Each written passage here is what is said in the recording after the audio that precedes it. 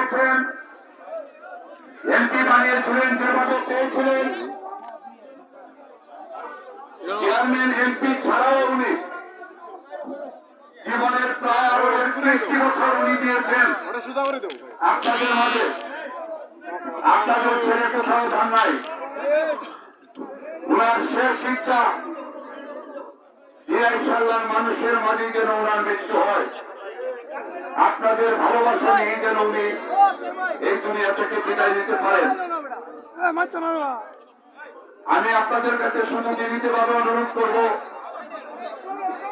আগামী 12 ফেব্রুয়ারি দল মত নির্বিশেষে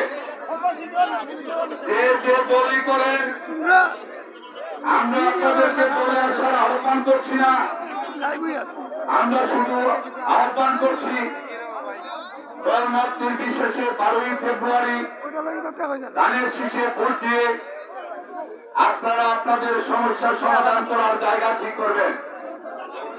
সুখে দুঃখে বিপদে আপদে আপনারা আপনাদের পাশে থাকার লোক ঠিক করবেন। আমরা কথা দিচ্ছি, অতীতেও যেভাবে আপনাদের পাশে ছিলাম, ইনশাআল্লাহ আগামী দিনগুলোতে আপনাদের পাশে থাকবো। আমি আপনাদের কাছে আরেকটা অনুরোধ করব, আগামীকাল নির্বাচনী শেষ জনসভার শেষ দিন, আমাদের সাল্লাতের শেষ জনসভা আগামীকাল।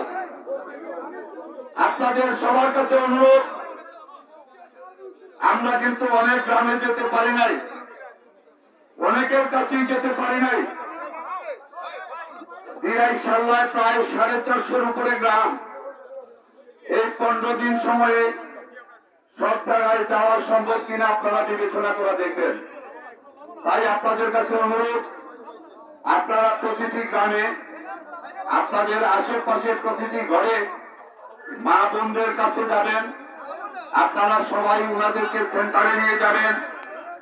আপনারা এই 3-4টা দিন 12 তারিখ পর্যন্ত আপনারা এই কষ্টটুকু করবেন।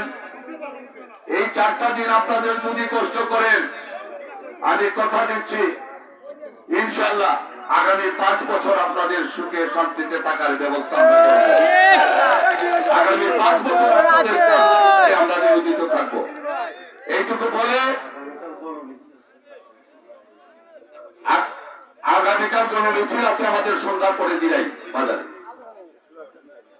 সম্মানিত উপস্থিতি, আপনারা অনেক কষ্ট করে এসেছেন, আপনাদেরকে সবাইকে বসার জায়গা দেওয়া যায় নাই, সবাইকে আমরা খোঁজ নিতে পারি নাই।